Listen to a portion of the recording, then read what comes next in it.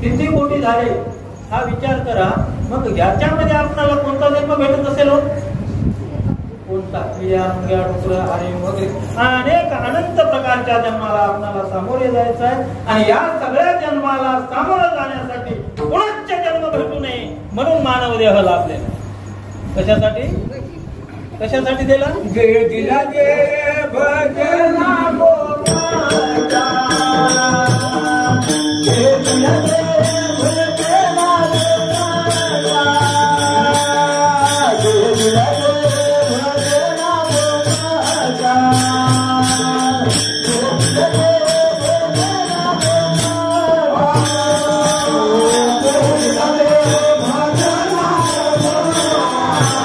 दिला दे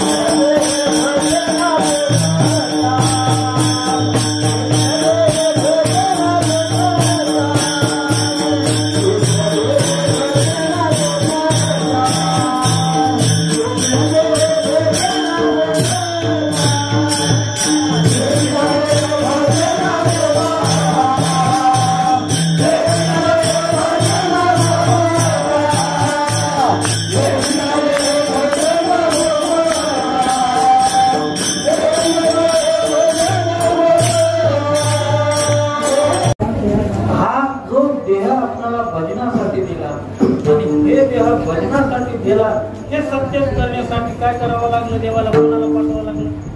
कोणाला? मामाला? मावशीला? नाही महाराज, या लोकांना कोणाला? संतांना पाठवावं लागलं. मग तुम्ही आम्ही संसार करतो आणि ते त्याग मूर्तीने राहतात. कोणासाठी राहतात? आपल्यासाठी. त्यांना काही संसार सोडायची गरज आहे? हा नाही. तरी पण अवतार धराया कारण म्हणून संतांनी अवतार धरला. तो आपल्या जड मूळ लोकांना उद्धार करण्यासाठी. परंतु आपलं लक्ष कुठं असतं हो? कुठं लक्ष?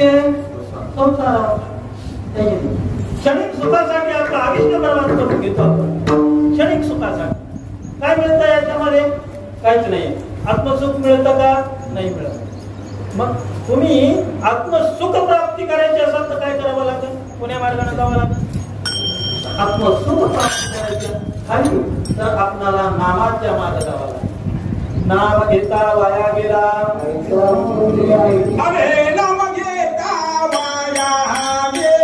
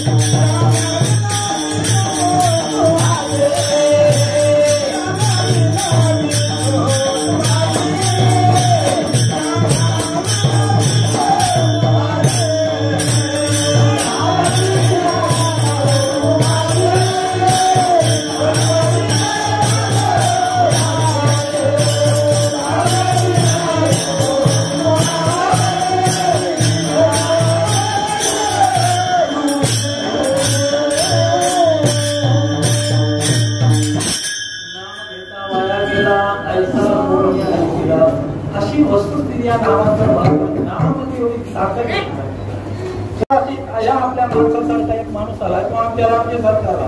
रामजी उठला, महाराज मला स्वप्न मामा अजिबात म्हणला नाम घ्यायची काय गरज आहे, नाम न घ्यायचं तर मग राम नाव का ठेवलं बापानं.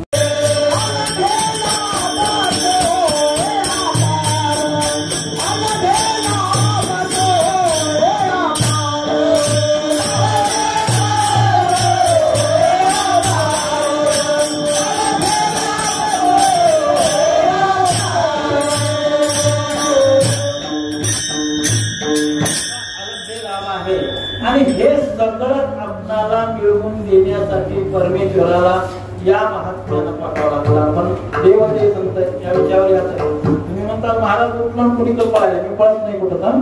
फक्त कसं आहे मार्गावर आणण्यासाठी वळविण्यासाठी काय करावं लागतं, ढोर वळवायचं म्हणलं तर त्याला बाजूनं जाऊन वाटवलं आणावं, बरोबर आहे का नाही. सरळ वाटणं आपण त्याच्या मागे गेलो तर ते पुढेच पळत राहतं, पण त्याला पुढे जाऊन वळवावं लागतं. त्याच्यासाठी वाट सोडून त्याला मार्ग बघून आपण अडवायचं असतं, तसं माझं तत्व आहे बरं का. मग या लोकांना पाठवतो, पण आपण या लोकांना काय समजतो, आमच्या बाळू मामाची आवड सांगतो तुम्हाला. बाळू मामा बाळपणामध्ये अनंत प्रकारची लीला करायचे, काट्यावर झोपायचे, कुटुंबाला ते सगळे येळा बाळू म्हणून प्रसिद्ध होता. तुम्ही ऐकलं का, पिक्चरमध्ये बघितलं असं नाही, ग्रंथात येडा बाळ्या म्हणायचे त्याला, येडा बाळ्या. मग त्या येडा बाळ्या आज तुम्ही काय म्हणता, आज बाळू मामा. आपल्या ज्ञानेश्वर महाराजांची ती इज्जत झालेली आहे. ज्ञानेश्वर महाराज जर भिक्षा मागायला घरी आले तर आपण आपल्या सारख्याच लोकांनी त्यांचा तिरस्कार केलेला आहे. आमचं घर अपवित्र बनविल हा वामनाचा मुलगा, संन्याशाचा मुलगा म्हणून असं त्यांचा तिरस्कार करायचे.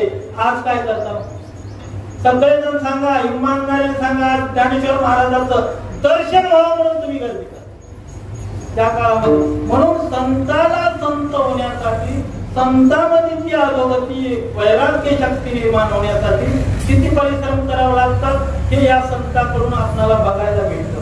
अगोदर आपण त्यांना किंमत देतो का, पण इतिहास कोण रचतं, शाणा रचतं का येणा रचतं महाराज. येणा इतिहास रचतो आणि शाणा इतिहास त्याचा करतो. करण्यामध्ये इतिहास रचणं म्हणजे आपल्या सगळ्या या परिस्थितीला आकार देणं, आणि इतिहास करणं म्हणजे दिलेल्या आकाराला बरबाद करणं. बापानं 100 एकर जमीन घेऊन ठेवली, ते बापानं इतिहास रचला, आणि पोरानं 100 एक कापवले, तो इतिहास केला. असं हे आपल्याला इतिहास रचून दाखवतात भक्तीचा, आणि आपण काय करतो त्यांना वेगळं मानतो. समजा उदाहरण सांगायचं आपले मोतीराम महाराज. मोतीराम महाराज ज्या वेळेस त्या संत महाराजांमध्ये आले, कसे आले, मोतीराम महाराजांना सुद्धा आपल्या मेमण्यांच्या घरी नोकरी करावा लागली, भावजाईचं बोलणं ऐकून घ्यावं लागलं, आणि वैराग्य केव्हा निर्माण झालं. लक्षात ठेवा, एकच शब्द असतो, कानात गेला आणि मनात ठसला की माणूस वैराग्याच्या मार्गाला जातो. भावजाईने एकच शब्द म्हणला, आई का माणसाला सांभाळायची आमची ताकद नाही म्हणली, असं किती दिवस खावा घालला तुला.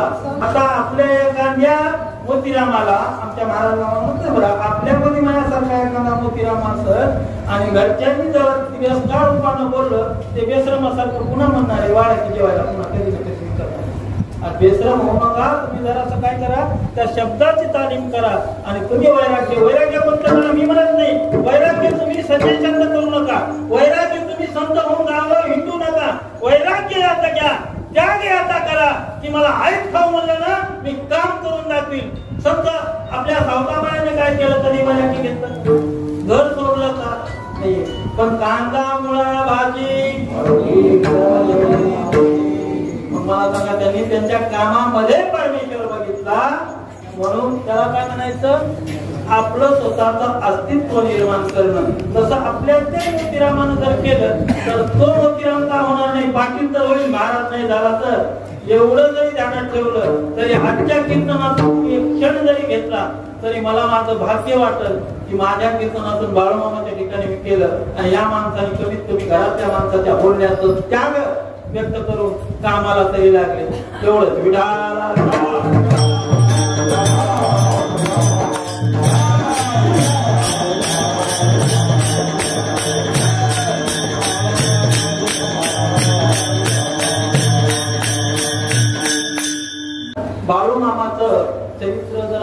पहिलं बाळूमामाच्या चरित्रामध्ये काय आहे हे जर पाहायचं गेलं तर खरोखर या कलियुगामध्ये 1814 मध्ये कलियुग आहे की नाही, किती वर्ष झाला असत? 1814 मध्ये बाळूमामा. तर बाळूमामा ज्या वेळेस जन्माला आले त्यावेळेस त्यांच्या माय बापाला कळलं असं की आमचं पोरगं बाळूमामा होणार नाही म्हणून. कारण हे आपण मंद आहोत, मूळ आहोत. आपल्या संसाराच्या सापळ्यामध्ये आपण फार गुरफटून गेलो. आपल्याला अजिबात काही कळत नाही. एखादा म्हणजे मला कळत नसलं तर मी एवढी प्रॉपर्टी केली असती का? ही प्रॉपर्टी नाशिवंत आहे राजा. सगळे येणार आहे का? सांगा कोण कोण येणार आहे 100 एकर जमीन? हा सगळं काय येणार आहे? नाम येणार आहे, भक्ती येणार आहे. त्याच्याशिवाय तुमच्या संग काहीच येणार नाही. म्हणून तुम्ही काय करायचं हे सगळं करण्यामध्ये सांगा बरं. आता तुम्हाला दिवसातून नाही तर नाही रात्री 1 घंटा मिळते का? मला 1 घंटा तुम्हाला जवळ मुलगी नसेल तिथं जाऊन तुम्हाला जमना गेलं तर म्हणणारायचं मन लावून जरी ऐकलं. कारण श्रवणे जरी भक्ती केली, भक्ती किती आहे? श्रवण भक्ती आहे, तुम्ही स्मरण भक्ती आहे. दोन्ही पैकी कोणतीही भक्ती करा, तुम्हाला पाहून. आता श्रवण भक्ती तुम्ही म्हणता मला वाचताच येत नाही, मी काय करू? मला घडलं बरं का, तुम्हाला सांगतो घोड्याला माझं कीर्तन होतं. मी ज्ञानेश्वरी विषयी सांगायला गेलो, तिथं आता आमच्या म्हाताऱ्यासारखं उठलो, म्हणलं आम्हाला ज्ञानेश्वरी वाचत येत नाही का? आम्ही बैलाच्या पाठीवर वाचावं. अरे म्हणलं बांध बैलाच्या पाठीवर आणि त्या बैलाला ज्ञान्या म्हणून हाकार तरी ज्ञानेश्वरीचा अभ्यास झाला. तो काय म्हणलं, तुम्हाला वाचता येत नाही तर स्पीकर मध्ये लाव, सगळ्या गावाला ऐकू दे. नुसता कानावर जरी शब्द पडला तर मनावर परिणाम होतो आणि ध्यान लागायला लागतं आणि ध्यानावर परिणाम होऊन माणूस कुणीकडे जातो? ईश्वर चिंतनाकडे जातो. आणि मग आपल्या जीवनात ज्याच्यासाठी आलो त्यासाठी केला होता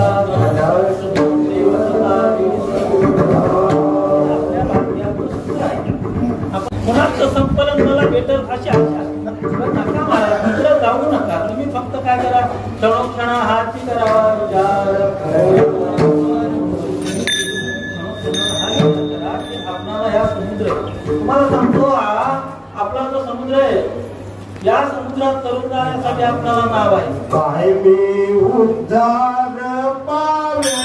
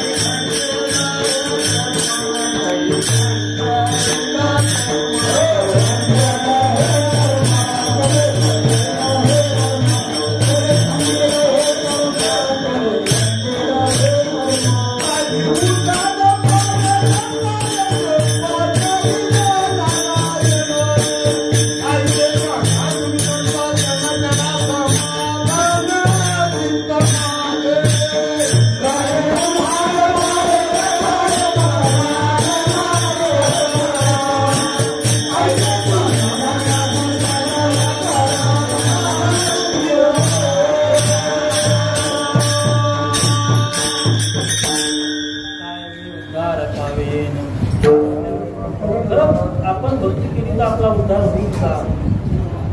ही कोणती भाषा झाली? ते जे वाक्य आहे काय मी उद्धार पावे हा शब्द कोणता झाला? म्हणजे तुम्हाला तुमच्यावर भरोसा नाही का? तुम्हाला तुमच्यावर भरोसा नाही का? तुम्ही जे काम करता त्या कामाचं महत्व तुम्हाला जाणवत नाही का? ते काम केल्यावर काय भेटणार आहे ते तुम्हाला माहित नाही का? आणि मग तुम्ही काय म्हणता काय मला? नाही काय मी उद्धार? अरे भक्ती करा, भक्तीत नक्कीच फळ मिळत असतं. आणि ती भक्ती कशी करावी लागते? निश्चयाची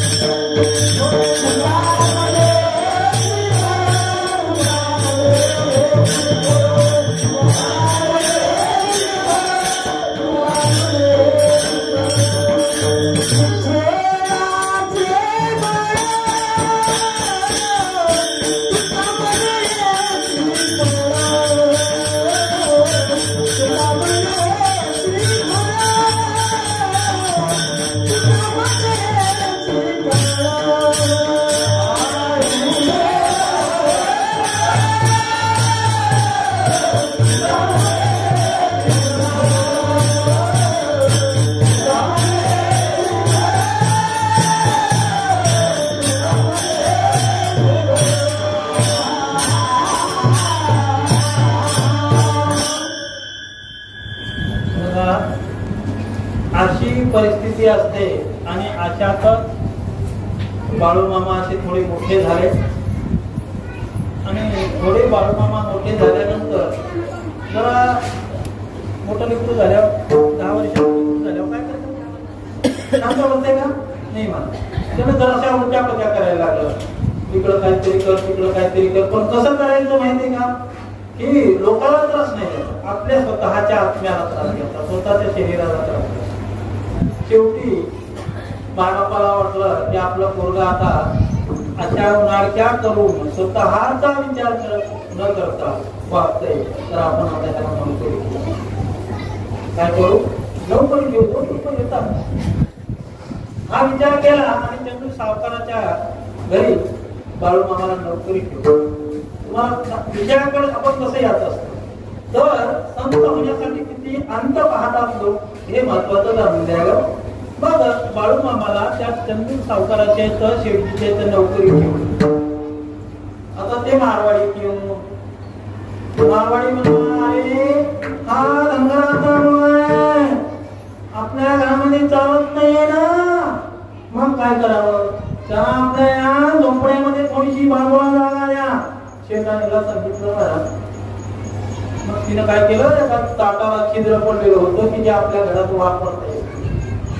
ते ताट, एक फुटकाचा तांब्या दिला, बाळू ते घे बाबा आणि त्या झोपडीमध्ये राजा आणि आमच्या जनावर तिथं वळायला तिथंच बसत. मग बाळू मामाने ते मान्य केलं. कारण कशासाठी मान्य केलं माहिती का?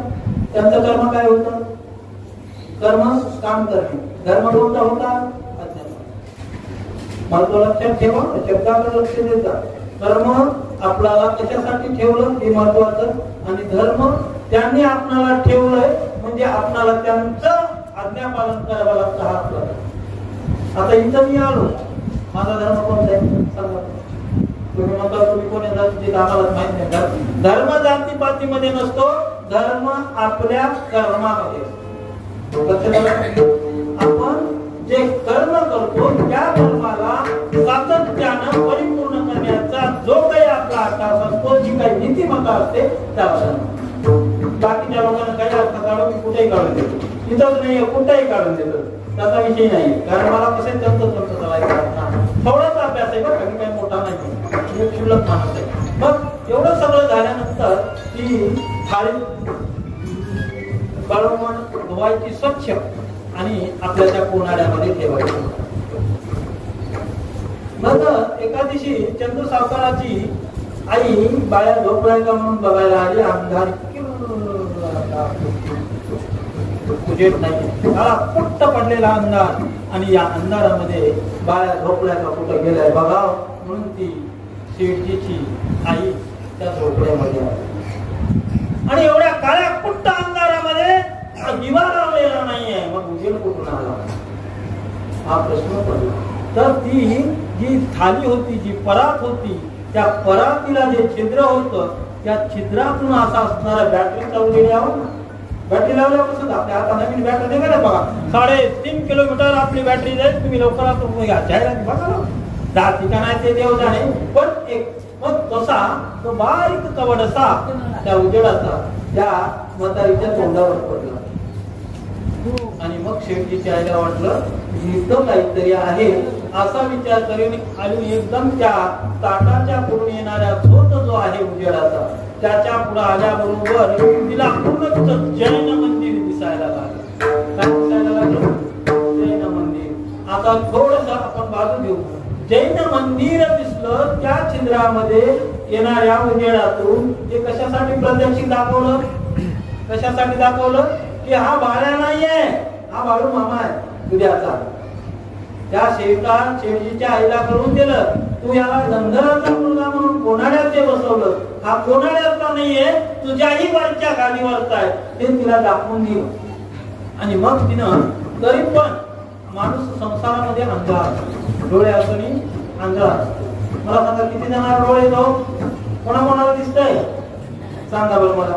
एवढ्या माणसामध्ये किती आंधळे आहेत बघायचं. आंधळ्यावर एक उदाहरण सांगतो. विश्वास काय झालं, अकबर आणि बिरबल. अकबर आणि बिरबल यांचा संवाद झाला आणि मग अकबराने सांगितलं बिरबलाला, बिरबल म्हणजे आपल्या गावात आंधळे किती आहेत शोधून काढा. काय म्हणले? आंधळे किती आहेत. आपल्या प्रश्नावरच बोलायलो. मग आंधळे किती आहेत शोधून काढा म्हणले. तुला काय हरकत नाही, मला एक दिवस वेळ द्या. मग बिरबलानं काय केलं, आपल्या चौकात महाराज आले आणि एक बाग घेतली, सूम आणलं आणि टाकला विनायला. जे यावं ते म्हणा बिरबल काय करायले, आणि जवळ माणूस एक बसवला महाराज. त्याला सांगितलं, त्यांना काय करायला म्हणलं की आंधळ्याच्या या दिल्याने. अरे बिरबल तुम्ही भाजी नाही देत का म्हणलं त्याला डोळ्याच्या वाट. मग अशी यादी सुरू झाली महाराज. सकाळ करून संध्याकाळपर्यंत पूर्ण वही भरली, पण या डोळसाच्या बाजूला एकाचंही नाव आलं. कुणीकडे आलं? आंधळ्याच्या यादीला. मग शेवटी महाराज आले आणि काय चाललंय बिरबल, मग किती आंधळे किती डोळस. सांगितलं महाराज यादी वाचून जाता म्हणजे. पहिल्या नंबरला कोणाचं नाव आलं? राजाचं. काल राजा आंधळा होता का? नाही. कारण आपण आंधळे का म्हणायचं, कारण समोरचा माणूस नेमका काय करायला हे आपण पाहतो आणि पाहूनही प्रश्न करतो काय करायला. एखादा जेवायला बसलेला असताना आपण म्हणतो काय चाललंय बा, एवढंच म्हणता येत नाही का जेवायला का? नाही, कारण आपण आंधळे आहोत ना, दिसत नाही. का आंधळे म्हणायचं? आणि ही वाक्य आपल्या तोंडामध्ये काय येतात? कारण आपण संसाराच्या पडद्या मागले चित्र आहोत. त्याच्या संसाराच्या पडद्या माग, पडद्या मागच्या चित्राचं वैशिष्ट्य काय माहिती का? त्याच्या माग काय आणि का हे दोन ग्रह लागलेले. काय आणि का. तुम्हाला सांगायचा कोणताही उद्भवच प्रश्न येऊ द्या, तुम्ही का आणि काय शिवायच्या पलीकडे काही बोलत नाही. सांगा बरं का तर उत्तर देतो. का संपवून दाखवता कोणी एवढ्या तुम्हाला का संपवून द्यायचं शेवटच्या वाक्याचं उत्तर द्यायचं का संपवलं तुम्ही बघशील. कारण तुम्ही आयुष्यभर जरी प्रश्नाचं उत्तर देत राहिला तरी का संपणार नाही. म्हणून काच्या माग कार येतो आणि काराच्या पलीकडे आपला संसार असतो, म्हणून आपण आंधळे आहोत. अलग लक्षात. तसं बाळूमामाच्या त्या खाटणीमधून निघालेल्या झोपेमध्ये ज्या वेळेस शेठीच्या आईला जैन मंदिर दिसायला लागलं त्यावेळेस तिला वाटलं हे काहीतरी दैवी शक्ती आहे. तिनं गडबडीनं ताट उचललं, महाराज घरात घेऊन देवाऱ्यात नेऊन ठेवलं. बघा माणूस मार्गावर कसा येतो, या मार्गामधला माणूस याच मार्गात येण्यासाठी परमेश्वर कोण्या मार्गाने आणतो हे सिद्ध करून दाखवायचं. तर मग ती खाटी देवाऱ्यात नेऊन गेली, त्याला दुसरी आणली. बाळूमामा म्हणले मला तीच पाहिजे. आता मला समजा त्या काकडीच्या त्या उजेडामध्ये जैन मंदिराचं दर्शन झालं. आता समजा आपणाला जर पांडुरंगाचं दर्शन झालं तर आपण तो दगडही फेकून देता का? कोणी जरी म्हणलं एवढं महिना झाले तर अवधी वेळे म्हणतात मला करायचं. तसं त्यांना जैन मंदिर दिसलं की थाट द्यायचं. मग बाळूमामा नाच करणार नाही, मला तीच थाळी पाहिजे असली तर ती दे, नाही तर ती नोकरी तू बघून घे. विठाल विठाल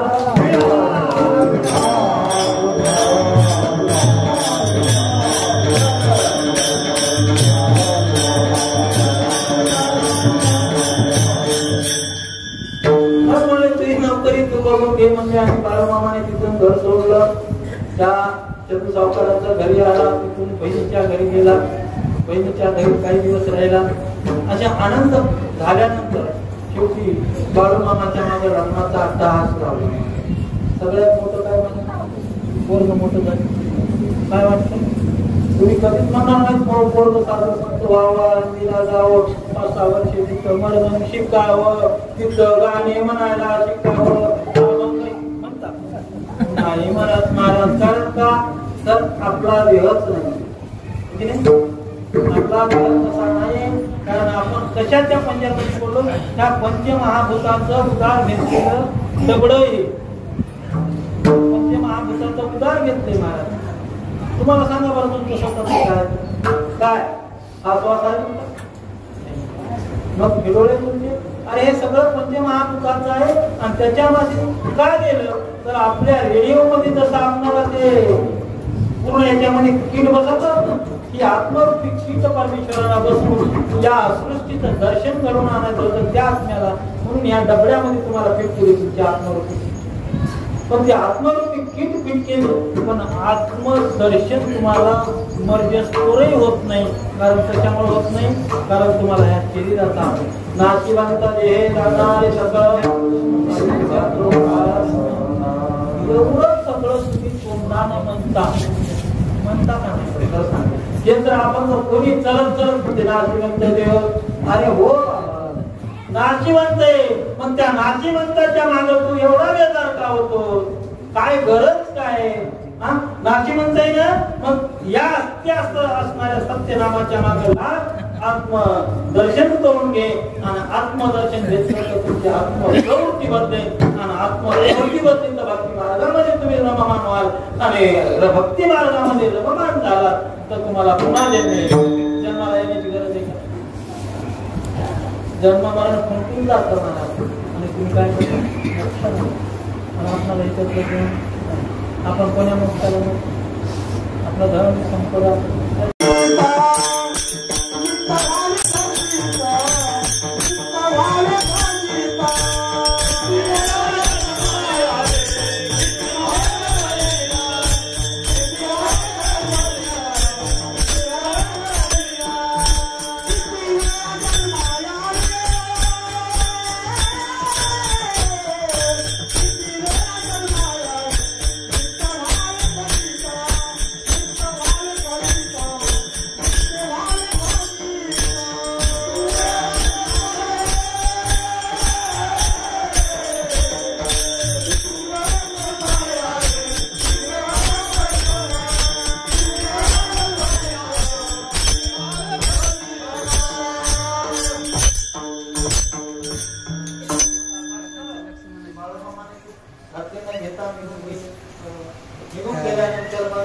वडिलांना लग्नाचा आठास मागं लागले.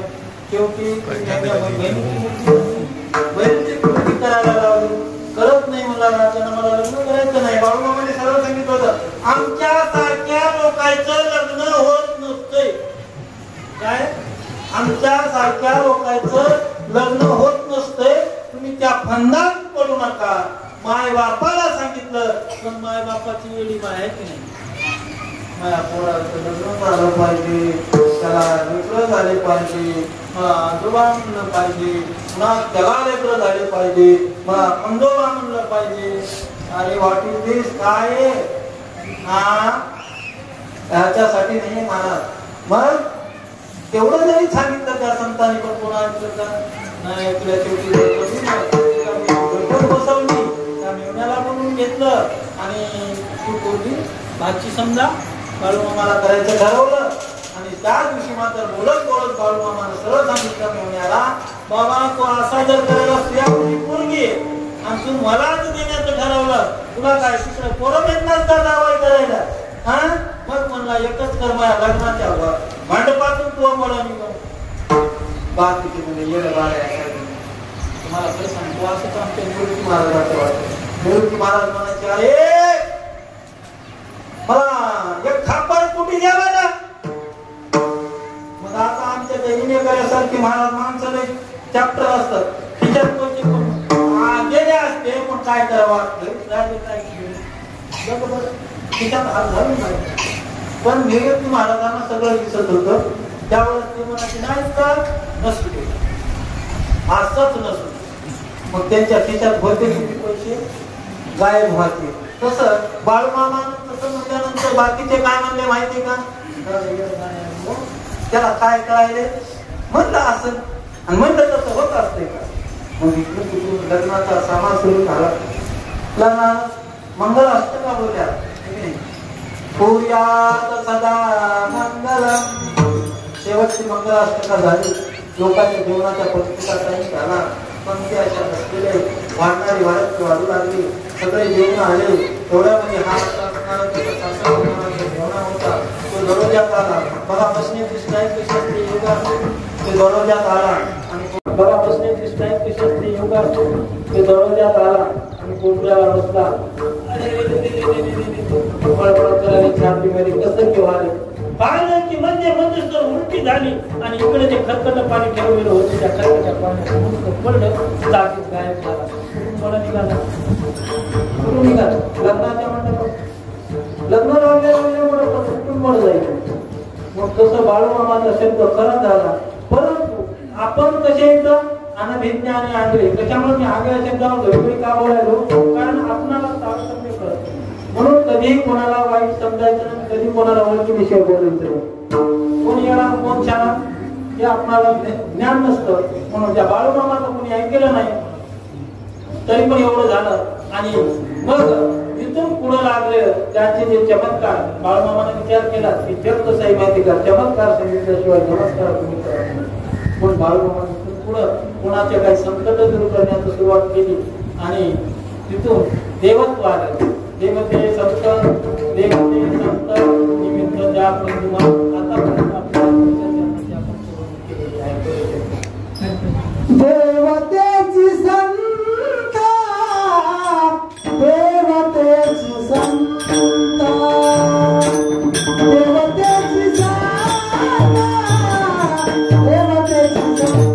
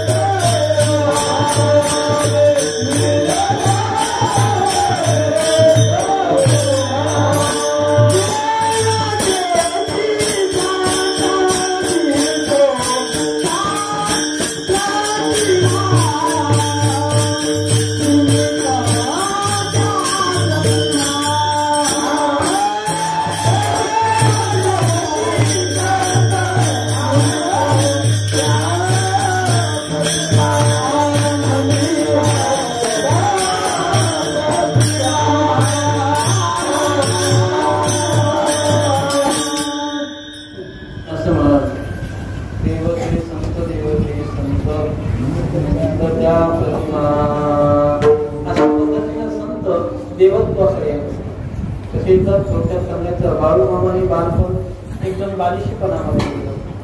पुन्हा नोकरी करावं लागली. पुन्हा लग्न केल्यानंतर त्यांच्या शब्दातून जी ब्रह्मवाणी पडली आणि त्या ब्रह्मवाणीचे सत्यत्व निर्माण झालं. आणि तिथून पुढं काही जणांच्या संकटावर त्यांनी शाब्दिक ज्ञान प्रदान करून त्यांना संकटातून मुक्त करायचं हे देवत्वाच्या मार्गाला सुरुवात केली. म्हणून तुम्हाला कारण संत हेच खरे देव असतात. निमित्त त्यामध्ये मूर्ती आपण का म्हणतो जावे, कारण मूर्ती पूजन करण्यामागं आपल्याला या संताची आठवण येते. पण या संतामुळे मूर्तीची आठवण येते. किंवा काही जण काय करतात, संतामुळे मूर्तीची आठवण करतात आणि संतांची आठवण येते. संत चरणाला लागता सहज वासनेचा हृदय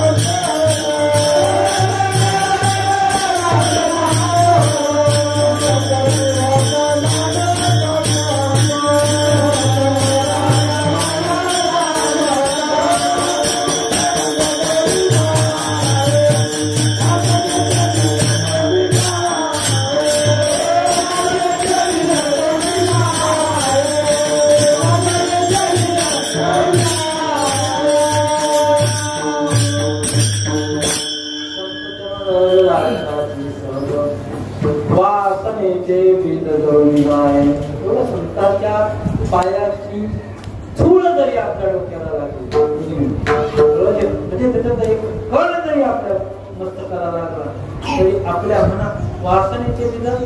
वासना म्हणजे काय? आता अनेक प्रकारचे अर्थ करतात. वासना म्हणजे आपल्या मनामध्ये निर्माण होणाऱ्या विकल्प अविकल्प यांचा जो गदारोळ असतो. गदारोळचा अर्थ काय होईल? मग गदारोळचा अर्थ असतो की जे आपण काय संकल्पना करतो हे सुद्धा आपल्याला नाही. मग जे विचार आपण करायलो, आमच्या या पक्केवाल्या मामाने विचार केला की मला 1 लाखाचा बैल जोड आणायचा आहे, पण 1 लाखाचा बैल जोड आणायचा आहे, घरी 2 एकर शेती तिथे हा आता 2 एकर शेती आहे, लाखाचा बैल जोड आणायचा, शेती काय 25,000 एकर कसं करा कसं करा. मग ते शेत विकून बैल जर आणले, शेत विकून बैल आणावा अशी संकल्पना केली. त्याचं ज्ञान आहे, कारण ज्ञान कसं झालं? संकल्पना केली शेत विकून बैल आणणार, बैल आणून करणार काय? ठीक आहे, बैल आणून करणार काय? हा आपल्या संकल्प विकल्पातला जो गदारोळ असतो म्हणजे आपल्याला सुधरतही नाही आणि नकोही वाटत. मग आपण त्याच्यामध्ये अडकवतो, त्या शिकण्यामध्ये अडकतो, त्या माया केला आणि मग तिथं आपली वासना म्हणजे इच्छा व्हायला लागते की हे करण्यासाठी मी काय करावं.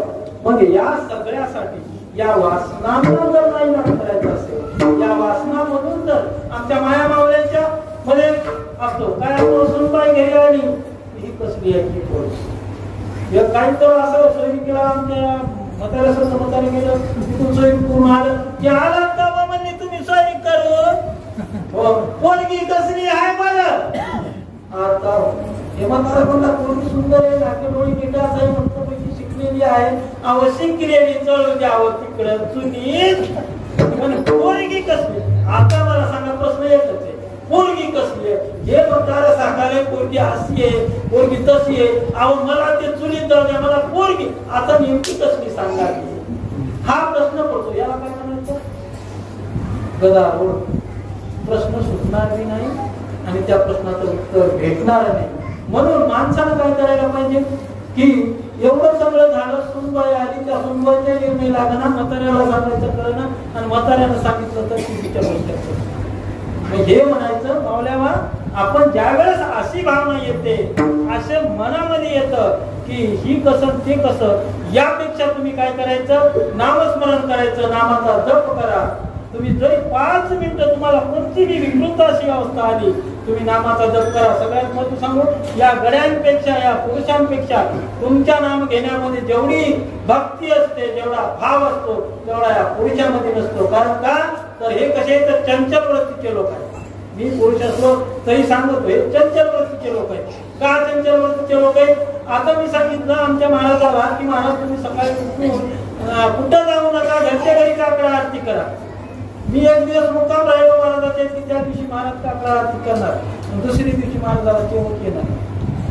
परंतु तेच मी जर आमच्या माऊलीला सांगितलं नाही, तू रोज उठून हरिपाठ घे, रोज लवकर उठायचं 4ला आणि हरिपाठ घ्यायचा.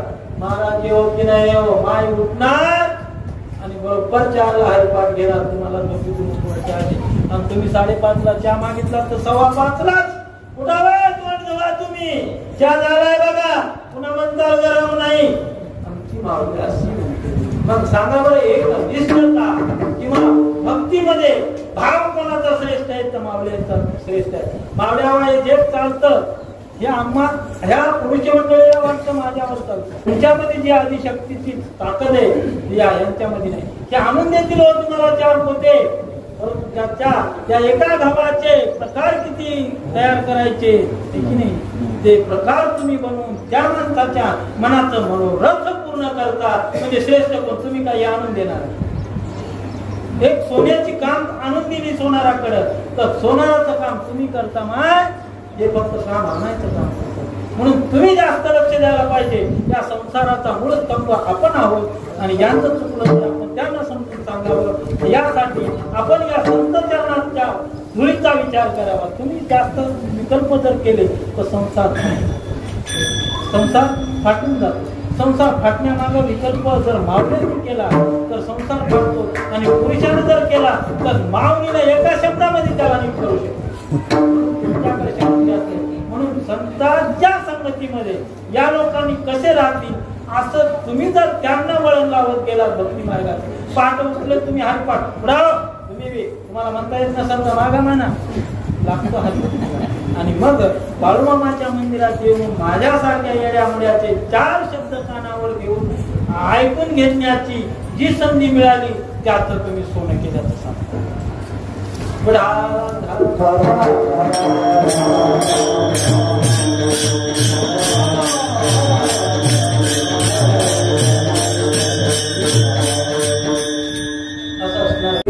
लई दिवसाची विहीर खोलवी. खोलवीर म्हणजे असं बघितलं तर पडायची आमच्या महाराजाच्या एवढी खोलवी. तर काय करावं? महाराज तिथे गेले बाळूमामा, त्याच्यामध्ये उतरले, पाणी काढलं आणि ते पाणी घेऊन माशेवर आले. वरली पायरी चढली की 2 आले. महाराज लोक आले बरोबर. पुढे महाराज आले म्हणजे काय करावं? बरं झालं म्हणजे तुम्ही पाणी आणलात बरं का. आम्ही ताणीने एवढे व्याकुळ झाला त्या पाऊल टाकायचं बघा. दिवसभर पाणी भेटलं नाही. तो एवढा मी कोणी सांगा पुण्यवान, दिवसभर तुम्हाला घोट पाण्याचा भेटला नाही आणि एवढा तांब्या हातामध्ये पाण्याचा दिल्याबरोबर बाजूच्या माणसानं जर मागितला पाणी द्यायला तुम्ही देता. तरी पण बाळूमामामध्ये काही हरकत नाहीये, तुम्हाला पाणी पाठवतो. हे दिलं एकानं केलं, एकाला आणण्यासाठी पुन्हा विहिरीत उतरले, पुन्हा विहिरीतून वर आले, त्याला ते गाडगं दिलं पाणी प्याला. आणि मग तिथं त्या दोघांनी वरदान देवत्व आणून सोडलं ना. मग तिथं वरदान दिलं, अरे म्हणले बाळा तू चिंता करू नको, तू जे बोलशील तुझ्या तोंडातून शब्द निघल. कोण्या दुःखिताचा असो, कोणा एखाद्या पीडिताचा असो, संकट दूर करण्यासाठी तू जे म्हणशील ते होऊन जाईल. तथास्तु म्हणले आणि एकदम अशाचणारे आदृश्य. तेव्हापासून मग बाळूमामाच्या ते 5 वर्षे काय आली, कुंचवाच्या झाली, ब्रह्मवाच्या झाली. बाळूमामाने म्हणून तेच करायचं. बाळूमामाने जे म्हणलं तसं घडू लागलं आणि तिथं देवाला मग मी तो अशी अवस्था झाली की मी ते देव झालो. कोण झालो? ते देव झालो. कोणता देव? पांडुरंग नाही बरं का. ते देव झालो म्हणजे त्यांच्या आशीर्वादातून निर्माण झालेली माझी जी प्रवृत्ती विसर्जित झाली आणि मी जे त्या मार्गामध्ये झालो.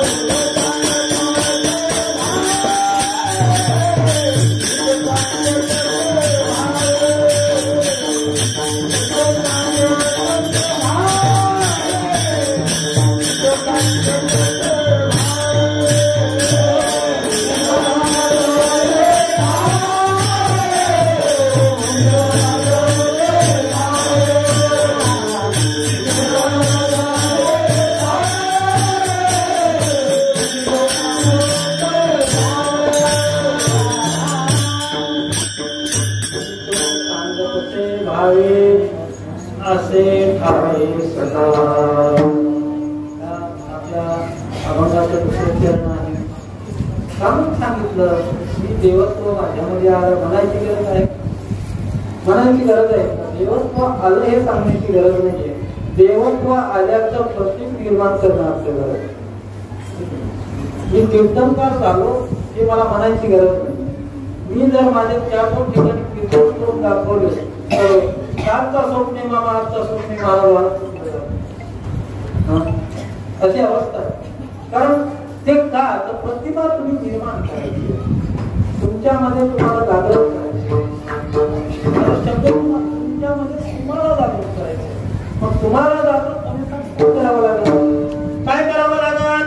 4 वाजता उठून काय आपल्याला तिकडच्या कडीला जावं लागेल का? तुमच्या कोणाकडीला कोणत्या कडीला गावात 4 वाजताचा कार्यक्रम तिकडेच गेल्यावर तुम्ही जास्त होत नाही. तिकडे जाण्याचं बंद केल्यावर त्याच्यावर जागरूक होत नाही. तुम्ही त्याच्यावर जागरूक व्हा.